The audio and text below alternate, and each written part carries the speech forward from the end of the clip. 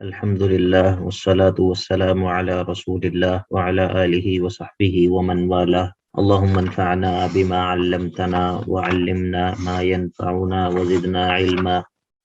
رب اشرح لي صدري ويسر لي أمري واحلل عقدة من لساني يفقهوا قولي. سبحانك لا علم لنا إلا ما علمتنا إنك أنت العليم الحكيم.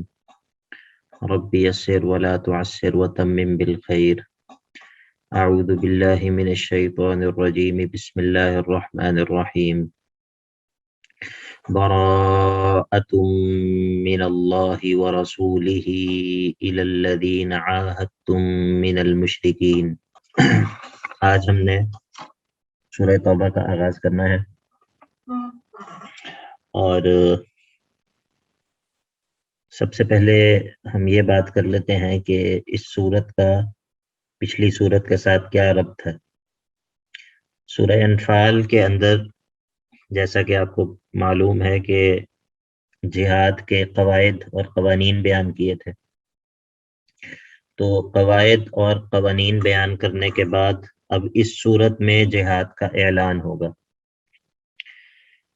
اسی طرح پچھلے صورت کے اندر جہاد کا حکم دیا گیا تھا، جس طرح ہم نے کہا تھا کہ صورت کا دوسرا دعویٰ ہے پچھلی صورت کا، سورۃ الانفال کا۔ تو اب اس صورت کے اندر ان گروہوں کا تذکرہ کیا جائے گا کہ جن کے ساتھ جہاد کرنا ہے، اور اسی طرح پچھلی صورت میں جو ہے وہ چونکہ قتال کا حکم دیا گیا تھا، تو اب اس کے اسباب بیان ہوں گے کہ مشرکین سے اور اہل کتاب سے قتال کرنے کے اسباب کیا ہیں اور کون سی چیزیں ہیں کہ جن کی وجہ سے قتال نہیں کیا جا سکتا، یعنی کہ قتال کے موانع کیا ہیں اور اسباب کیا ہیں۔ تو کئی طرح سے ان دونوں صورتوں میں ربط ہے، اور دونوں صورتوں کے جو مضامین ہیں ان کا آپس میں بہت گہرا تعلق ہے۔ اور باقی رہا یہ کہ اس صورت کا دعویٰ کیا ہے، تو اس صورت کا دعویٰ ہے مشرکین سے جہاد کرنا، اہل کتاب سے جہاد کرنا، منافقین سے جہاد کرنا اور توحید کا اثبات۔ یہ صورت جو ہے بنیادی طور پہ اس کے 4 چیزوں سے بات کرے گی: مشرکین سے جہاد کرنا، اہل کتاب سے جہاد کرنا، منافقین سے جہاد کرنا اور دعوی توحید جو ہے اس کا اثبات۔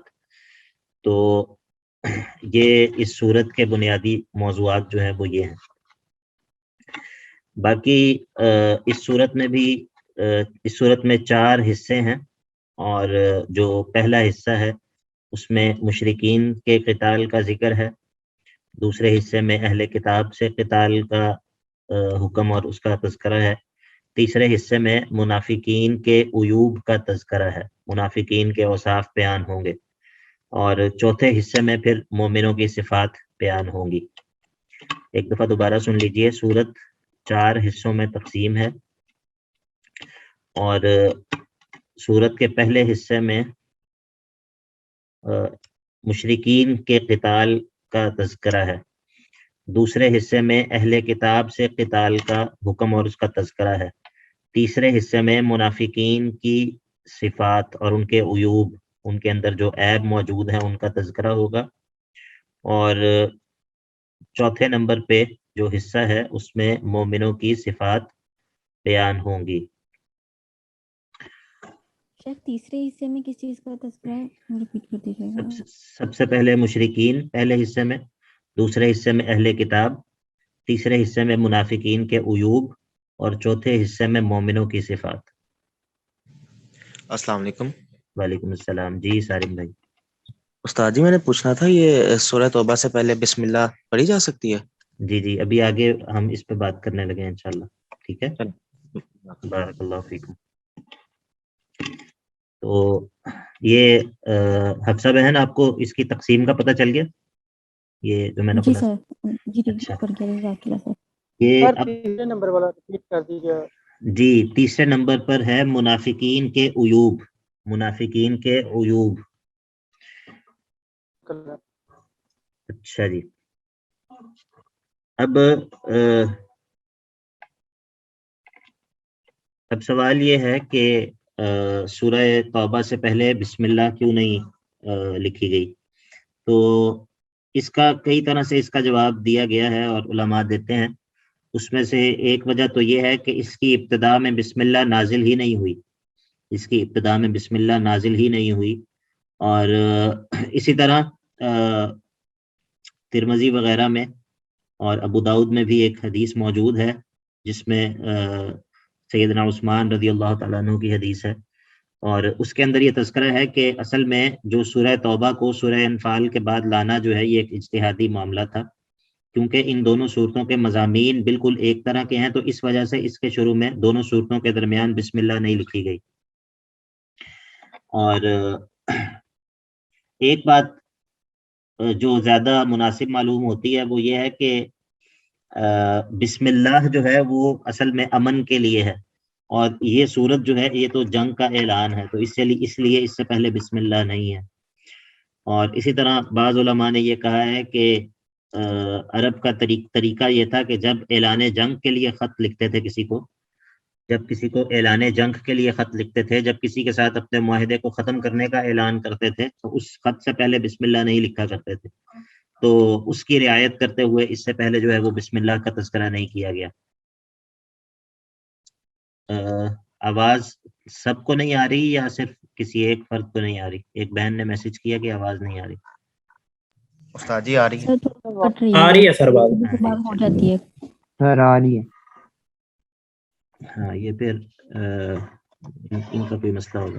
اچھا جی، تو یہ مختلف وجوہات ہیں جن کی وجہ سے اس صورت سے پہلے جو ہے وہ بسم اللہ الرحمن الرحیم نہیں پڑھی جاتی، نہیں لکھی جاتی. اور اس کے علاوہ قرآن مجید کی تمام صورتوں کا آغاز بسم اللہ سے ہی ہوتا ہے. اچھا، تو اب اس صورت کا جو پہلا حصہ ہے جس کے بارے میں ہم نے کہا کہ اس حصے کے اندر السلام علیکم. وعلیکم السلام. جی سر پلیز دوبارہ بتائیے گا بسم اللہ کیوں نہیں ہے؟ پہلے آواز نہیں آ رہی تھی. ٹھیک جی، میں دہرا دیتا ہوں، کوئی بات نہیں. میں نے اس بات کا ذکر کیا ہے کہ اس صورت کے شروع میں بسم اللہ نہ ہونے کے کئی وجوہات علماء نے ذکر کی ہیں، جن میں سے ایک وجہ یہ ہے کہ سورہ توبہ اور سورہ انفال کے مضامین جو ہیں وہ بہت زیادہ ملتے جلتے ہیں، تو اس وجہ سے اس کو الگ صورت سمجھا ہی نہیں گیا تھا، اس کو الگ صورت نہیں سمجھا گیا، اور ان دونوں کے مضامین میں یکسانیت اور یگانگت ہونے کی وجہ سے ان دونوں صورتوں کو جو ہے وہ اس طرح ذکر کیا گیا کہ درمیان میں بسم اللہ ذکر نہیں کی گئی. اسی طرح ایک وجہ میں نے یہ بتائی ہے کہ بسم اللہ جو ہے وہ امن کے لیے ہے، اور یہ صورت جو ہے یہ جنگ کا اعلان ہے، تو اس وجہ سے اس سے پہلے بسم اللہ نہیں ہے. اسی طرح ایک وجہ یہ بتائی ہے کہ عرب کی یہ عادت تھی کہ جب کسی سے معاہدہ توڑنے کے لیے اور صلح ختم کرنے کے لیے اعلان جنگ کے لیے خط لکھتے تھے تو اس سے پہلے بسم اللہ نہیں لکھتے تھے. تو یہ مختلف وجوہات ہیں جو علماء نے ذکر کی ہیں. بعض لوگ یہ کہتے ہیں کہ جس طرح ہر صورت سے پہلے اللہ رب العزت بسم اللہ بھی باقاعدہ نازل کرتے تھے، اس صورت سے پہلے بسم اللہ نازل ہی نہیں ہوئی. تو یہ مختلف وجوہات ہیں اس سلسلے میں، یعنی کہ سارے جو وجوہات ہیں وہ مختلف وجوہات جو ہیں وہ علماء نے بیان کی ہیں. جی آمنہ، آپ کا کوئی سوال تھا؟ جی شیخ، وہ میں نے بتانا تھا کہ ایک بات یہ بھی ایڈ ہو سکتی ہے کہ اللہ تعالیٰ نے اپنے اس جو شروع میں بسم اللہ اس لیے نہیں پڑھتے کیونکہ اللہ تعالیٰ نے اس جو صورت میں اپنے غصے کا اظہار کیا. جی یہ وہی بات ہے نا کہ جب اس صورت کے اندر جنگ کا اعلان ہو رہا ہے اور کافروں کے ساتھ معاہدوں کو ختم کرنے کا جو ہے وہ اعلان ہو رہا ہے، تو اس کے ساتھ مناسب نہیں تھا کہ اس سے پہلے بسم اللہ ہوتی. ٹھیک ہے، تو یہ وہی بات ہو گئی کہ اللہ تعالیٰ کے غیظ و غضب کا، غصے کا اظہار ہے، جہاد کا حکم ہے، قتال کا حکم ہے، تو یہ اس وجہ سے اس کے شروع میں بسم اللہ نہیں. جی عرفان قیوم بھائی، آپ کا بھی سوال تھا کوئی؟ سر میرا سیم کویسچن ہی تھا جو سسٹر نے کر دی. جی ٹھیک ہے، جزاک اللہ خیر، بارک اللہ فیک. اچھا جی، اب اس میں ہم نے یہ کہا کہ سورت کے 4 حصے ہیں، تو اس میں سے پہلا جو حصہ ہے، سورت کا جو پہلا حصہ ہے اس کے مضامین کیا ہیں؟ سورت کے پہلے حصے کے مضامین کیا ہیں؟ ہم پہلے یہ بات کر لیتے ہیں، ایک مختصراً خلاصہ ایک بیان کر دیتے ہیں، اور اس کے بعد جو ہے وہ پھر ہم چلیں گے. باقی ابھی تک آپ کو ہمارے انداز جو ہے ہمارا تفسیر کا، اس کا آپ کو اندازہ ہو ہی گیا کہ ہم کس طرح جو ہے وہ سورت کو پہلے حصوں میں تقسیم کرتے ہیں، اور پھر اس ہر حصے کے اندر اگر ابواب کی کوئی تقسیم ہو تو وہ کرتے ہیں، اور پھر اس کا پہلے خلاصہ بیان کرتے ہیں، اور پھر اس کے بعد ہم تفسیر پڑھتے ہیں، اور پھر تفسیر پڑھتے ہوئے ہر آیت کا جو ہے وہ ایک عنوان بناتے ہیں کہ اس آیت کے اندر بنیادی طور پہ کیا ہے، اور پھر آیات کا آپس میں ربط جو ہے اس کی طرف بھی کوشش ہوتی ہے کہ آیات کا آپس میں ربط جو ہمیں سمجھ آئے وہ بھی ہم قائم کر سکیں۔ تو جو سورت کا پہلا حصہ ہے وہ شروع سے لے کر آیت نمبر 28 تک ہے، پہلا حصہ شروع سے لے کر آیت نمبر 28 تک ہے، اور اس حصے کے اندر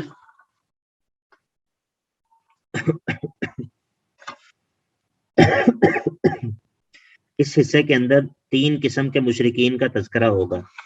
سورت کے پہلے حصے کے اندر 3 قسم کے مشرکین کا تذکرہ ہوگا، اور اسی طرح قتال کی کچھ اسباب کا تذکرہ ہوگا، قتال کے کچھ اسباب کا تذکرہ ہوگا کہ ان لوگوں کے ساتھ قتال کیوں کرنا چاہیے، ان لوگوں کے ساتھ قتال کیوں کرنا چاہیے، اس کے کچھ اسباب کا تذکرہ ہوگا، یعنی کہ بعض مشرکین کی صفات ایسی ذکر ہوں گی کہ جو اس بات کو لازم کرتی ہیں کہ ان کے ساتھ جنگ کی جائے، یا اسی قابل ہیں کہ ان کے ساتھ جنگ کی جائے، اور اسی طرح بعض باتوں کا رد ہوگا، یعنی کہ بعض ایسے موانع کا رد ہوگا کہ جو یہ سوال پیدا کرے کہ ان مشرکین کے ساتھ تو قتال نہیں ہونا چاہیے اس وجہ سے، تو ان وجوہات کا جواب دیا جائے گا۔ اور اسی طرح پھر آخر میں ترغیب الی الجہاد اس پہلے حصے کے اندر ہوگی۔ ٹھیک ہے، میں ایک دفعہ دوبارہ دہراتا ہوں، یہ جو پہلا حصہ ہے یہ شروع سے لے کر آیت نمبر 28 تک ہے۔ اس حصے کے اندر 3 قسم کے مشرکین کا تذکرہ ہوگا، اور قتال کے اسباب اور علتیں بیان ہوگی کہ قتال کیوں ہونا چاہیے ان کے ساتھ، اور اس کے بعد جو ہے وہ اسی طرح اس حصے کے اندر 4 موانع کا رد ہوگا، 4 موانع کا رد ہوگا، یعنی کہ 4 ایسی باتوں کا رد ہوگا کہ جو اعتراض پیدا ہو کہ ان کے ساتھ تو قتال نہیں کرنا چاہیے، تو اس کا رد کیا جائے گا کہ آپ جس وجہ سے یہ کہہ رہے ہیں کہ ان کے ساتھ قتال نہیں کیا جانا چاہیے وہ وجوہات درست نہیں ہیں۔ اور سب سے آخر میں ترغیب الی الجہاد ہوگی۔ جی نور ہیرا، آپ بتائیں گی، دہرائیں گی یہ جو میں نے خلاصہ بیان کیا ہے اس حصے کا؟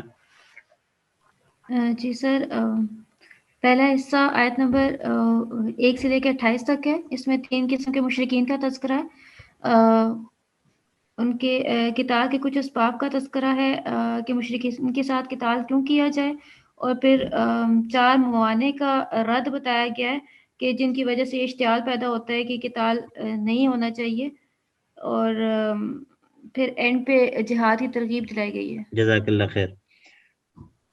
اچھا جی، بھائیوں میں سے کوئی؟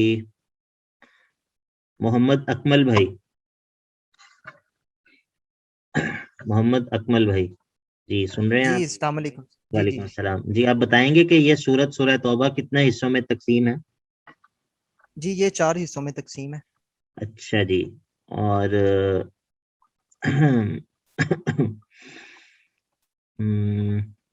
زریاب احمد بھائی، آپ سن رہے ہیں ہمیں؟ جی سر۔ جی آپ بتائیں گے کہ ان 4 حصوں میں ہر حصے میں کیا بیان ہوا ہے؟ جی سر، جی اس کے پہلے سے مشرکین کے قتال کا تذکرہ ہوگا، جی جی دوسرے میں اہل کتاب سے جی، قتال کا اس کا تذکرہ ہوگا، تیسرے میں منافقین کے عیوب بیان شاباش، کیے جائیں گے، بارک اللہ فیکم، اور چوتھے میں مومنوں کی صفات آخر میں آئیں گی۔ بارک اللہ فیکم، بارک اللہ فیکم، جزاک اللہ خیر۔ یہ میں جو ہے نا اس لیے بیچ بیچ میں پوچھتا ہوں کہ کلاس کو تھوڑا سا ہم انٹریکٹیو بنائیں، اور آن لائن کلاسز ہم نے بھی لی ہیں، ہمیں پتہ ہے کہ آن لائن کلاسز لیتے ہوئے جو ہوتی ہے نا انسان کی کنسنٹریشن اور انسان کی توجہ وہ منتشر ہو جاتی ہے، کیونکہ نہ کوئی دیکھنے والا ہوتا ہے، اور تو اسی لیے بیچ بیچ میں کسی سے بھی کوئی بھی سوال کیا جا سکتا ہے، ٹھیک ہے؟ تو آپ لوگ توجہ کے ساتھ اور جاگ کے بیٹھیں انشاءاللہ، بارک اللہ فیکم۔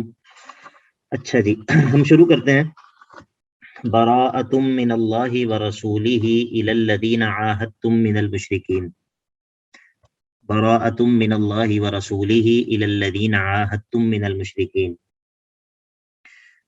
इस आयत के अंदर मुशरिकीन का पहला गिरोह उसका तज़किरा होगा और वो हैं मुहारिबीन। मुहारिबीन जो हरबी मुशरिकीन हैं और जिन्होंने अपने अहद को तोड़ा है। ये वो मुशरिकीन हैं जिन्होंने या तो अपने अहद को तोड़ा है, मोमिनों के साथ अहद किया था लेकिन उस अहद को तोड़ दिया है, और या फिर वो जिनके साथ कोई अहद था ही नहीं, ठीक है।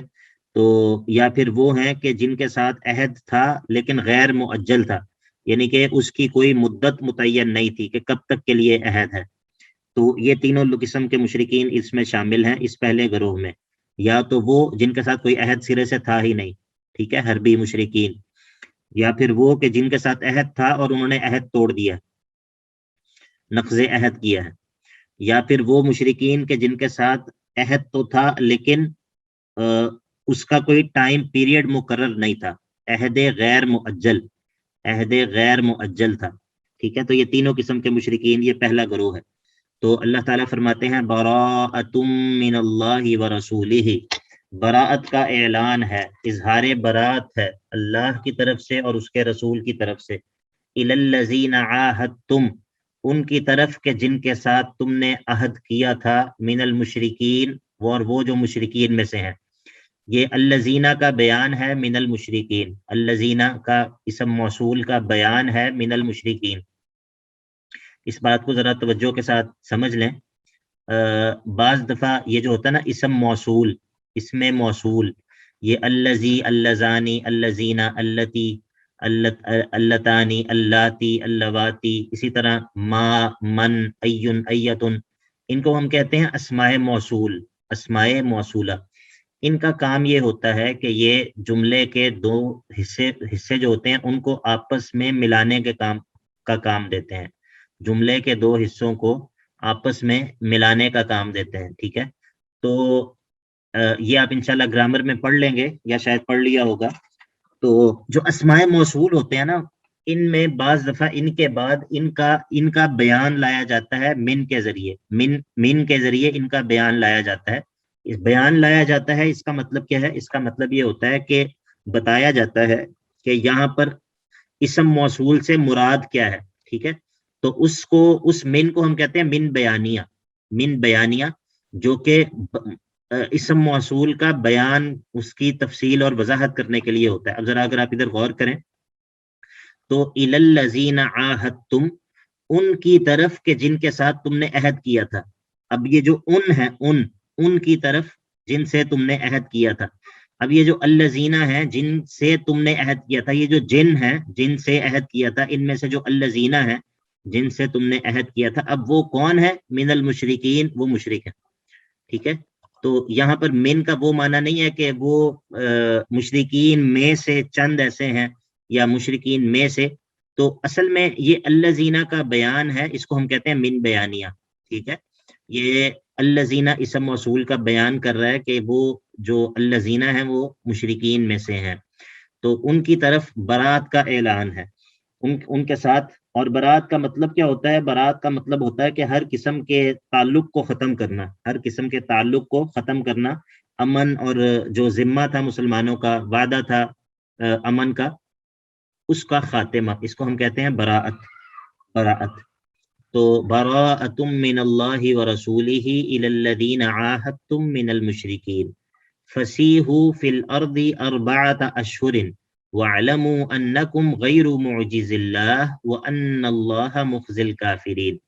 अब यहाँ पर इस आयत के अंदर ये जो पहला गिरोह है इसका हुक्म जिक्र होगा। एक इसका पहला हुक्म क्या था? इस पहले गिरोह का, ये जो पहला गिरोह है मुशरिकीन का, इनका पहला हुक्म ये था कि इनके साथ बरात का ऐलान है, ठीक है। इनका पहला हुक्म क्या था? कि इनके साथ बराअत का ऐलान है। दोबारा सुने, मुशरिकीन की जो पहली किस्म है, मुशरिकीन की पहली किस्म, उनके साथ जो हमने पहली बात की वो ये थी कि इनके साथ बराअत का ऐलान है। दूसरी बात ये है कि फसीहू फिल अर्दि अर्बअत अशहुरिन, इनके लिए हुक्म यह है कि जमीन में फिर लें, चल फिर लें। सीहू, साहा यसीहू, आपने एक लफ्ज आपने सुना है सयाह, किसे कहते हैं? सयाह जी, पता है किसी को? Sir tourist. سیر و تفریح جی ٹورسٹ کرنے والا. بالکل، بارک اللہ فیکم. تو سیاح جو ہوتا ہے یہ اس کا جو روٹ ورڈ ہے وہ یہی ہے، سین یا ہا، سین یا ہا.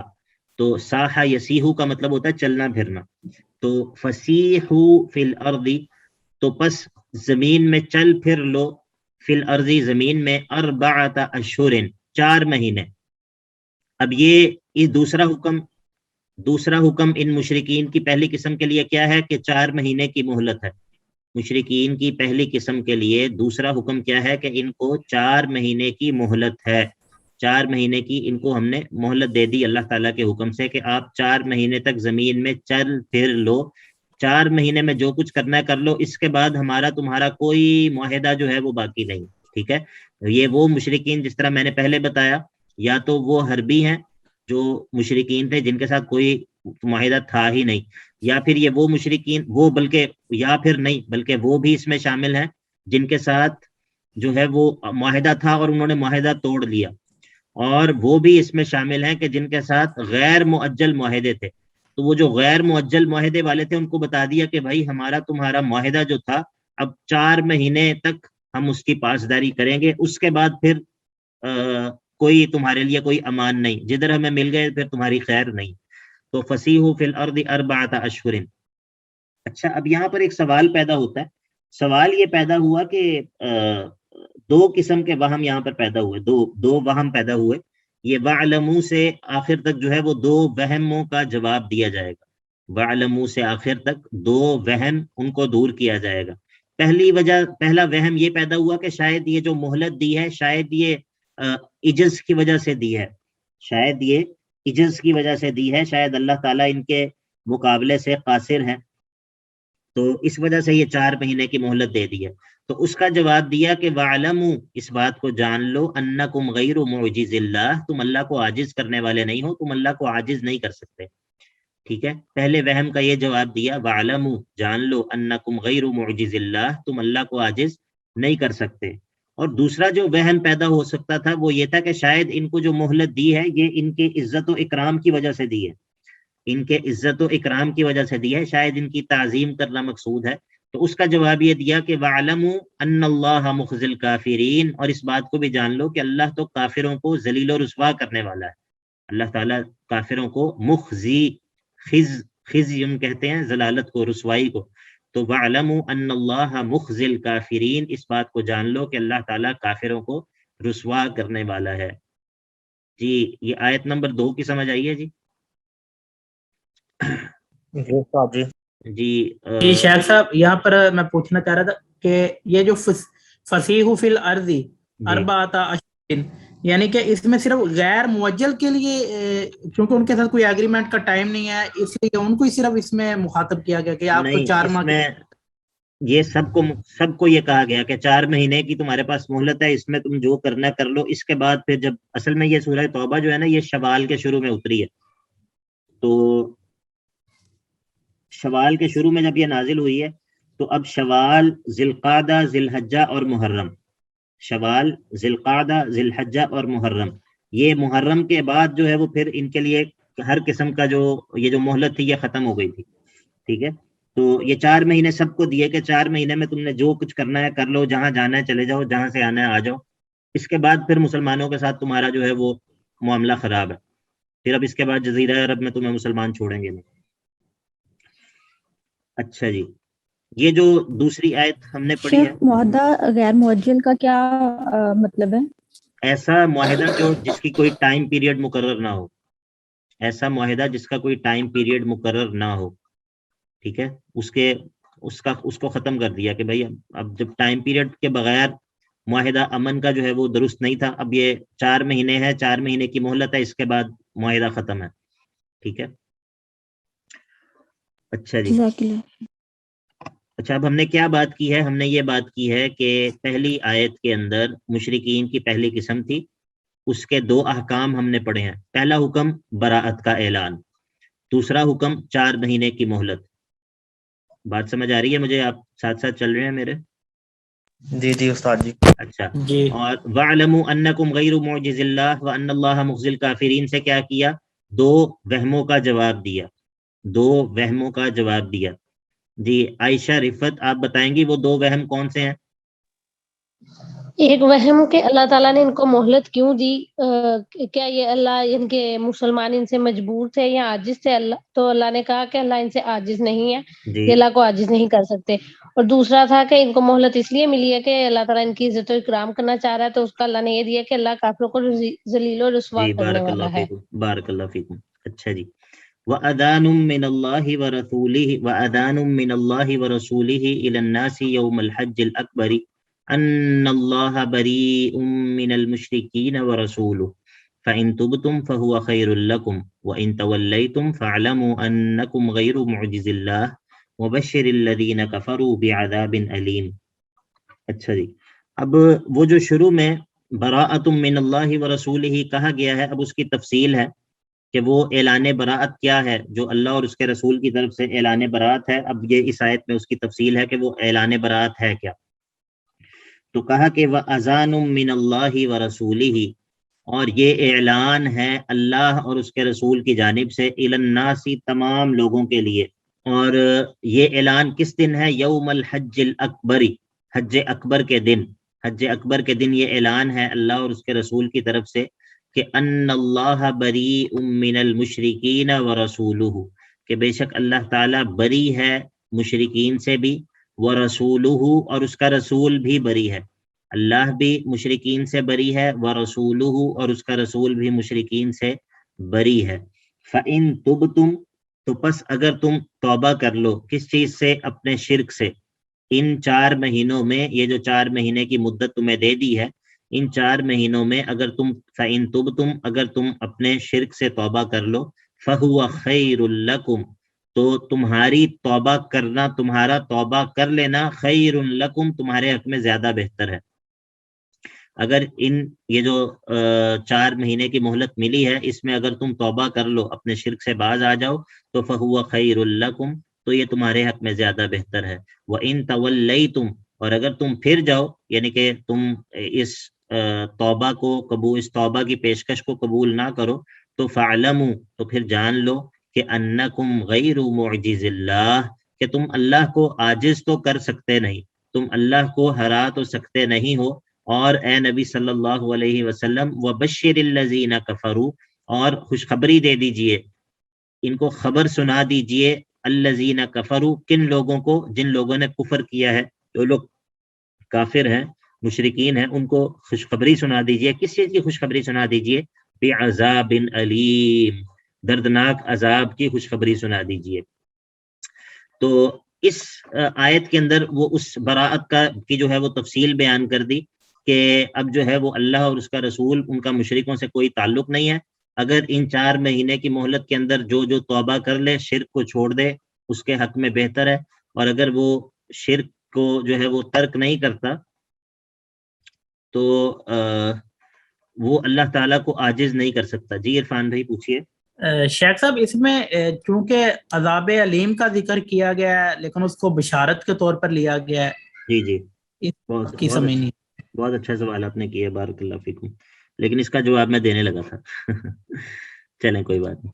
اچھا، عربی زبان کے اندر جو ہے وہ ایک سائنس ہے عربی لینگویج کی، اس کو ہم کہتے ہیں بلاغہ، علم البلاغہ، ٹھیک ہے۔ اس کے اندر پھر 3 اس کے ہوتے ہیں، اس کے اندر حصے، ایک کو علم معانی کہتے ہیں، ایک کو علم بدیع کہتے ہیں، ایک کو علم بیان کہتے ہیں۔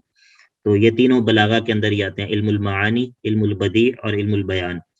تو یہ چیزیں جو ہوتی ہیں، کسی زبان کا یہ جو اسلوب ہوتا ہے، یہ اس علم کے اندر جو ہے وہ پڑھایا جاتا ہے، پتہ چلتا ہے اس کا۔ تو ادھر جو ہے مقصد کیا ہے؟ مقصد یہاں پر ہے تمسخر، یہاں پر کفار کا تمسخر مقصود ہے، اور بطور تحکم، اس کو ہم عربی میں کہتے ہیں بطور تحکم، یعنی کہ ان کا استہزاء کرتے ہوئے عذاب علیم کو بشارت سے جو ہے وہ تعبیر کیا گیا۔ حالانکہ عذاب علیم جو ہے وہ کوئی خوشخبری نہیں ہے، عذاب علیم جو ہے وہ کوئی خوشخبری نہیں ہے، لیکن عذاب علیم کی ان کو خوشخبری سنا دو تو یہ ان کے ساتھ استہزاء ہے۔ جس طرح وہ اللہ کی آیات کے ساتھ، اللہ کے احکام کے ساتھ دنیا میں استہزاء کرتے ہیں، تو اسی طرح جو ہے وہ ان کے ساتھ بھی استہزاء کیا جاتا ہے۔ اس کی ایک مثال یہ بھی ہے جو قرآن پاک کے اندر ہی ہے کہ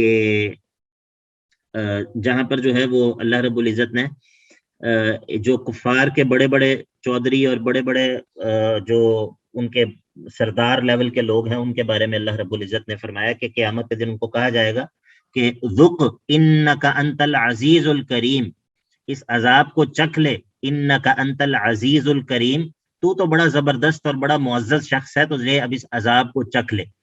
تو اب یہاں پر جو کہا کہ انک انت العزیز الکریم، تو بڑا معزز اور تو بڑا زبردست اور بڑا یعنی کہ چودراہٹ والا شخص ہے، تو یہاں پر مقصود اس کی تعریف ہے؟ کیا خیال ہے آپ کا؟ تعریف مقصود ہے؟ نہیں شاید کیا مقصود ہوگا؟ تضحیق کی جا رہی ہے اس کی یہاں پر۔ ہاں تضحیق ہو رہی ہے نا، اور یہ جو اسلوب ہوتا ہے یہ ہم اپنی زبان میں بھی کرتے ہیں، اپنی زبان میں بھی، یعنی کہ ہر زبان کے اندر ہوتا ہے اس طرح، لیکن ہم اردو کے اندر بھی ایسے کرتے ہیں کہ اگر کسی کو سزا دی جا رہی ہو تو اس کے ساتھ ایسا جملہ بولتے ہیں کہ جس سے اصل مقصد یہ نہیں ہوتا کہ ہم اس کی تعریف کر رہے ہیں، ٹھیک ہے؟ یعنی کہ یہ ایک عام، اگر آپ اپنے روزمرہ کے اسلوب پر بھی غور کریں تو اس کے اندر بھی اس طرح کی چیزیں ہوتی ہیں۔ تو اس طرح کئی چیزیں، کئی مثالیں ہیں اس کی، جس طرح کفار کہا کرتے تھے کہ جس طرح اللہ تعالیٰ نے تذکرہ کیا ہے مشرکین کا کہ وہ جب اللہ کے نبی علیہ الصلوۃ والسلام کو بطور تضحیق کہتے تھے کہ ھذا الذی نزل الیہ الذکر، یہ ہے وہ کہ جس کے اوپر وحی نازل ہوتی ہے۔ تو حالانکہ وہ یہ مانتے نہیں تھے کہ اس کے اوپر وحی نازل ہوتی ہے، لیکن بطور تضحیق جو ہے وہ اس طرح کے باتیں جو ہے وہ کہتے تھے۔ جی نور ہیرا بہن پوچھیں آپ۔ سر اس میں جو الفاظ آئے ہیں یوم الحج الاکبری، اس کی تھوڑی سی وضاحت کر دیں۔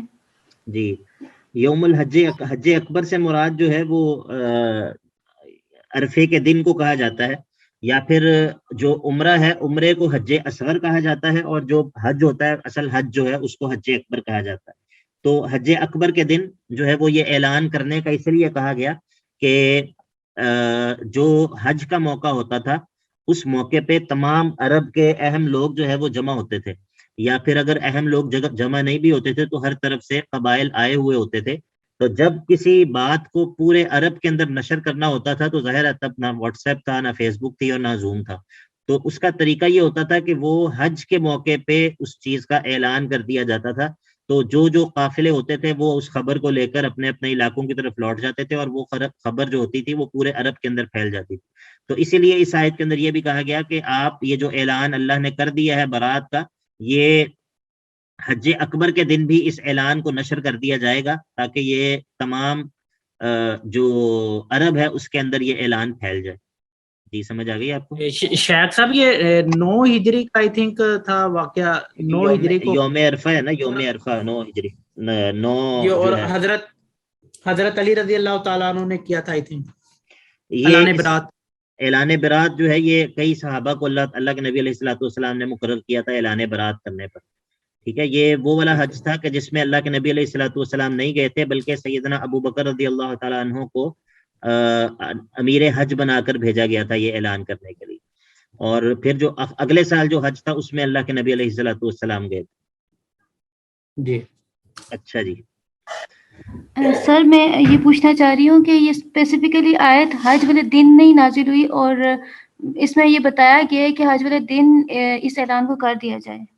ہاں یہ بتایا گیا کہ اس اعلان کو حج والے دن کر دیا جائے، یہ مطلب نہیں ہے کہ یہ آیت اس دن نازل ہوئی ہے۔ میں نے آپ کو پہلے بتایا نا کہ یہ جو سورہ توبہ ہے یہ شوال کے آغاز میں نازل ہوئی ہے۔ ٹھیک ہے، جزاک اللہ۔ بارک اللہ فیک۔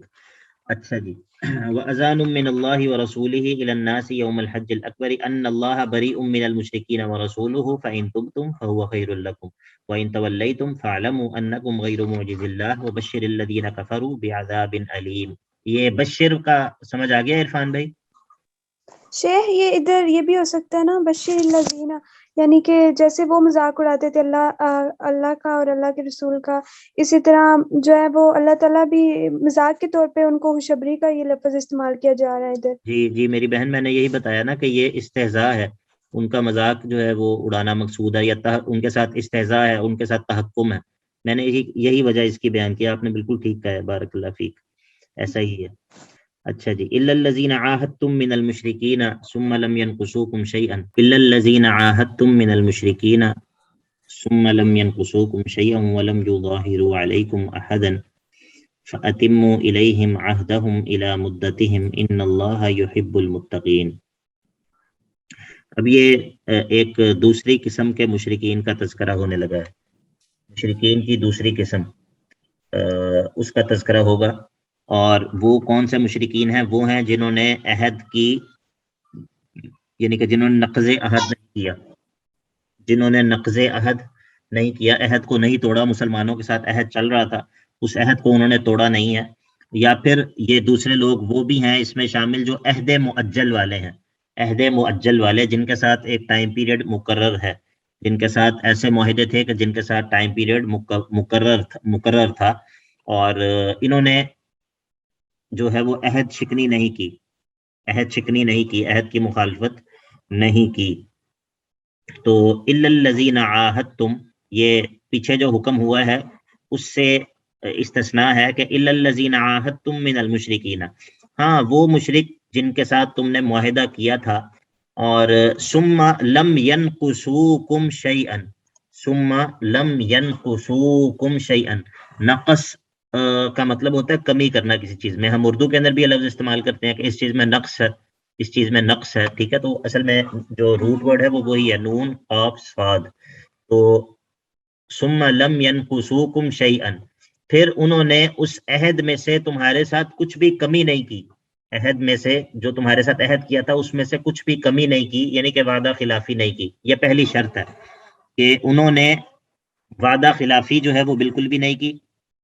دوسری بات یہ ہے کہ وَلَمْ يُظَاهِرُوا عَلَيْكُمْ أَحَدًا، وَلَمْ يُظَاهِرُوا، اور مدد نہیں کی علیکم تمہارے خلاف، وَلَمْ يُظَاهِرُوا، اور ان لوگوں نے مدد نہیں کی علیکم تمہارے خلاف، احدن کسی کی بھی، نہ تو انہوں نے تمہارے ساتھ معاہدہ جو کیا ہوا تھا اس کی خلاف ورزی کی ہے، نہ ہی تمہارے خلاف کسی کی مدد کی ہے، نہ ہی معاہدے میں کوئی کمی پیشی کی ہے، اور نہ ہی تمہارے خلاف کسی کی مدد کی ہے، ٹھیک ہے، یہ مشرکین کی دوسری قسم ہے۔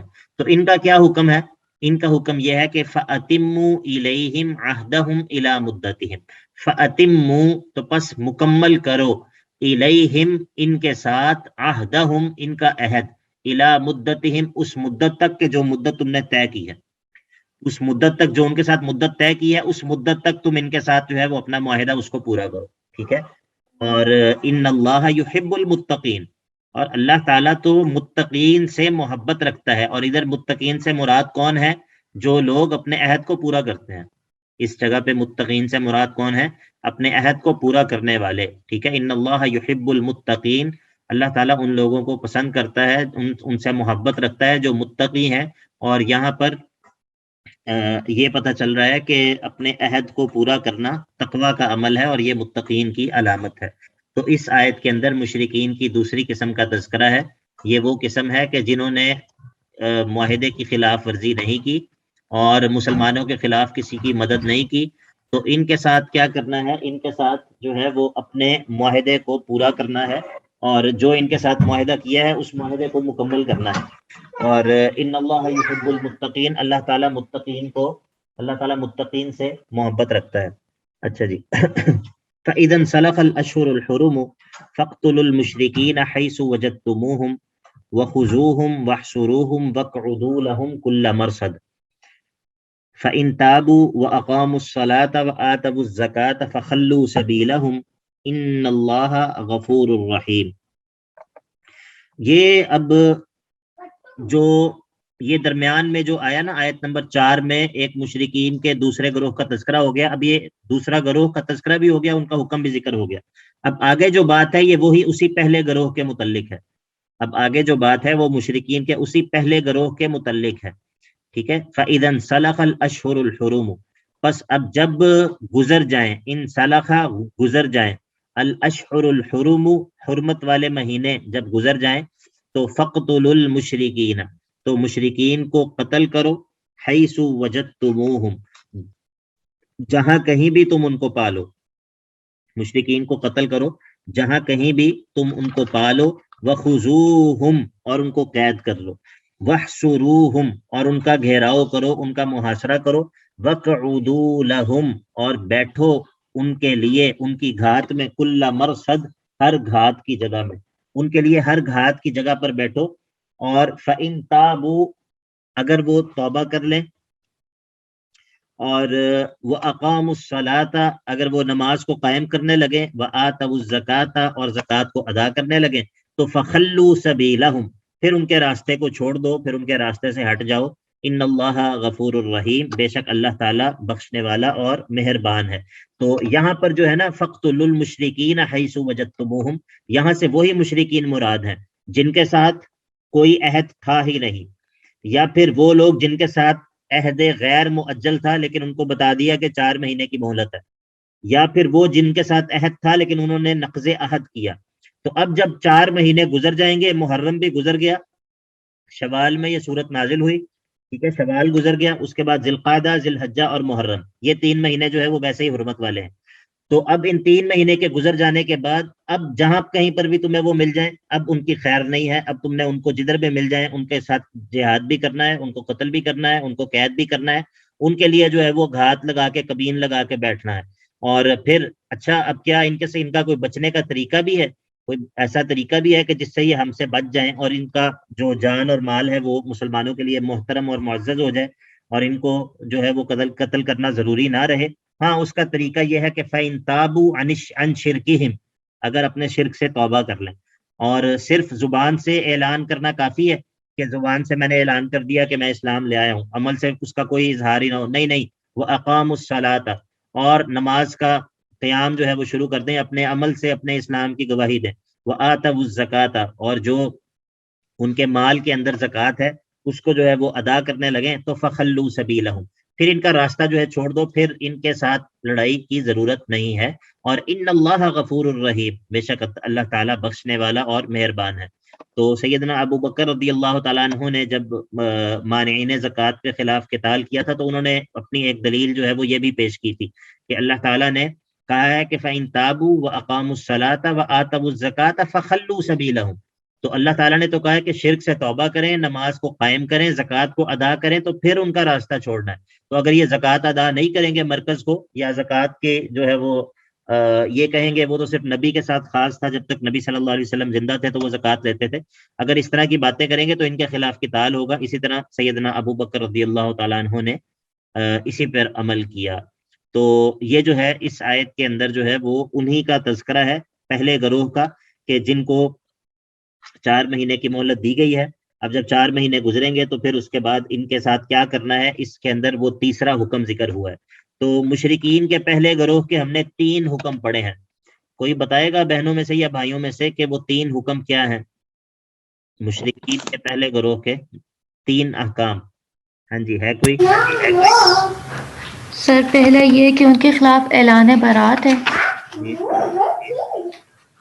اور اس کے بعد یہ کہ ان کو 4 ماہ کی مہلت ہے. جی شاباش. اگر تو وہ 4 ماہ وہ گزر جائیں تو پھر اس کے بعد ان کو پھر تیسرا یہ ہے کہ اگر وہ 4 ماہ گزر جاتے ہیں تو ان کے خلاف پھر ان کو قتل کیا جائے گا. جی شاباش. تو یہ مشرکین کے پہلا گروہ اور اس کے 3 احکام. اور جو مشرکین کا دوسرا گروہ ہے اس کے بارے میں ارم ولی جی آپ بتائیے، مشرکین کا دوسرا گروہ جو ہے وہ کون ہے اور ان کے بارے میں کیا حکم ہے؟ جی ارم ولی بتائیے. تیسرا مشرکین کا دوسرا گروہ وہ ہے کہ انہوں نے مسلمانوں کے ساتھ معاہدہ کیا، پھر اس کو جو ہے وہ پورا بھی کیا، توڑا نہیں.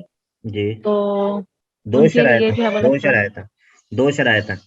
ایک تو یہ ہو گیا کہ معاہدے میں کوئی کمی پیشی نہیں کی، دوسری شرط کیا ہے؟ اور دوسرا یہ کہ انہوں نے معاہدے کو جو ہے وہ پورا کیا. نہیں، دوسری شرط یہ ہے ولم یظاہروا علیکم احدا، آپ کے خلاف کسی کی مدد بھی نہیں کی. ہاں جی، کسی کی مدد نہیں کی. یہ دیکھیں نا، پہلی شرط ہے ثم لم ينقصوکم شیئا، آپ کے ساتھ جو معاہدہ کیا تھا اس میں کوئی کمی نہیں کی. دوسری شرط یہ ہے کہ ولم یظاہروا علیکم احدا، آپ کے خلاف کسی کی مدد نہیں کی. اچھا، پھر ان کے ساتھ ان کے بارے میں کیا حکم ہے، کیا کرنا ہے ان کے ساتھ؟ ان کے بارے میں حکم ہے کہ ان کے ساتھ جو ہے وہ فَأَتِمُّوا إِلَيْهِمْ عَهْدَهُمْ کہ تم لوگ جو ہے وہ عہد کیا ہوا ہے اس کو پورا کرو اِلیٰ مدتِّهِمْ مقررہ مدت تک. جی. تو اللہ تعالیٰ نے فرمایا ہے کہ وہ اللہ تعالیٰ فرما رہے ہیں کہ جو عہد پورا کرتے ہیں وہ متقین یہاں سے مراد جو ہے وہ لوگ ہیں جو عہد پورا کرتے ہیں، اور اللہ تعالیٰ فرمانے ہے کہ اللہ تعالیٰ ان کو پسند کرتے ہیں۔ بارک اللہ فیکم۔ چلیے اب ہم نے آج انشاءاللہ الحمدللہ اللہ کی توفیق سے سورت کا آغاز کر لی ہے، اور کچھ نہ کچھ جو سورت کا ابتدائی ہوتا ہے نا، مقدمہ اور تقسیم اور اس کے مضامین، وہ پڑھ لی ہیں۔ تو باقی انشاءاللہ اب ہم اگلی کلاس میں جو ہے وہ آگے بڑھیں گے انشاءاللہ اس صورت میں۔ جی اکمل بھائی کچھ کہنا چاہ رہے ہیں؟ جی السلام علیکم۔ وعلیکم السلام۔ سر یہاں پہ معاہدوں کی بات ہو رہی ہے، یقیناً اس وقت کچھ معاہدے ہوئے ہوں گے، تو تفسیر میں ان معاہدوں کا علم نہیں ہے کہ وہ کس قسم کے تھے؟ مختلف طرح کے معاہدے تھے نا، جس طرح اب یہ چوتھی آیت میں تذکرہ ہوا ہے نا کہ وہ لوگ جو جنہوں نے آپ کے ساتھ معاہدہ توڑا نہیں ہے، تو ان میں دو قبیلے تھے، ایک بنو زمرہ تھے، دوسرے کنانا والے تھے۔ تو یہ وہ لوگ تھے جنہوں نے مسلمانوں کے ساتھ معاہدہ کیا ہوا تھا اور اس کی معاہدوں کی خلاف ورزی نہیں کی تھی۔ تو معاہدے سے مراد یہی ہوتا تھا، جنگ بندی کا معاہدہ ہوتا تھا۔ وہ معاہدہ یہی ہوتا تھا کہ ہم آپس میں صلح کے ساتھ رہیں گے، یعنی کہ کوئی اور معاہدہ نہیں ہوتا تھا۔ یہ اصل میں جنگ بندی کا معاہدہ ہوتا تھا کہ ہم آپس میں ایک دوسرے کو نقصان نہیں پہنچائیں گے۔ ٹھیک ہے جیسے جی جیسے انڈیا پاکستان کی طرف سے شرارتیں ہو جاتی ہیں جو، ہاں تو یہ تو چلتا ہے نا، پھر آپ کو پتہ معاہدے بھی تو ہیں اب عالمی طور پہ۔ اب ہر ملک جو ہے نا، اب ہر ملک جس کو ملک تسلیم کیا گیا ہے وہ ان معاہدوں کا پابند ہو چکا ہے جو اقوام متحدہ نے ملکوں کے درمیان کروائے ہیں۔ ٹھیک ہے، تو ہم بطور مسلمان ان معاہدوں کے پابند ہیں، ان معاہدوں کے پابند ہیں۔ جب ہم نے ایک معاہدہ کر لیا تو پھر ہم اس کے پابند ہیں، اور اس کی پاسداری ہمیں کرنی پڑے گی، اس کی پاسداری کرنا مجبوری ہے۔ ٹھیک ہے، دوسرا یہ ہے کہ سر بتا دیں کہ 4 منتھ حرمت والے کیوں ہیں؟ جو 4 منتھ جو ہیں وہ حرمت والے، ان کو اللہ تعالیٰ نے حرمت والا بنایا ہے، اور کیوں کا جواب تو نہیں اللہ تعالیٰ سے ہی پوچھا جا سکتا ہے کیوں، اللہ تعالیٰ اس کا جواب دے سکتے ہیں کہ کیوں ہے۔ البتہ یہ میں آپ کو بتا سکتا ہوں کہ وہ کون سے ہیں۔ ٹھیک ہے، تو ایک رجب ہے، اور جو ہے وہ باقی 3 جو ہیں وہ ایک ہی لائن میں ہیں، وہ ذی القعدہ، ذی الحجہ اور محرم۔ ٹھیک ہے، ٹھیک ہے، یہ 4 حرمت اور ان والے میں مہینے۔ یہی ہے کہ قتل و غارت نہیں کرنی، قتل و غارت بھی اور گناہوں سے بچنا بھی زیادہ تاکید ہے ان میں۔ ٹھیک ہے، یہ آ جائے گا انشاءاللہ آگے نا، اسی صورت میں آ جائے گا آگے، منہا اربعۃ حرم ذالک الدین القیم فلا تظلموا فیہن انفسکم وقاتلوا المشرکین کافہ۔ یہ آگے انشاءاللہ سورہ توبہ کے اندر آئے گا یہ آگے۔ ٹھیک ہے، السلام علیکم شیخ، مشرکین کے جو گروہ ہیں یہ ریپیٹ کر دیں، مجھے لگتا ہے میں اس میں کوئی غلطی کر چکی ہوں لکھنے میں۔ پہلا گروہ جو ہے وہ ہے جنہوں نے یا تو مسلمانوں کے ساتھ معاہدہ کیا اور اس کو توڑ دیا، اور اسی کے اندر وہ لوگ بھی شامل ہیں کہ جن کے ساتھ معاہدے غیر مؤجل تھے۔ ٹھیک ہے، اور تیسرا وہ بھی شامل ہے جن کے ساتھ کوئی معاہدہ تھا ہی نہیں۔ یہ مشرکین کا پہلا گروہ ہے۔ دوسرا گروہ مشرکین کا وہ ہے کہ جن کے ساتھ معاہدے تھے مؤجل، ٹائم پیریڈ مقرر تھا، اور یا پھر وہ لوگ جنہوں نے معاہدوں کی خلاف ورزی نہیں کی اور مسلمانوں کے خلاف کسی کی مدد نہیں کی۔ یہ دوسرا گروہ ہے۔ ٹھیک ہے، ابھی ہم نے یہی 2 گروہ پڑھے ہیں۔ ٹھیک ہے، تیسرے گروہ کا تذکرہ انشاءاللہ کل ہوگا۔ جی ٹھیک ہے، ٹھیک ہے، بارک اللہ فیکم۔ جی السلام علیکم ورحمۃ اللہ وبرکاتہ۔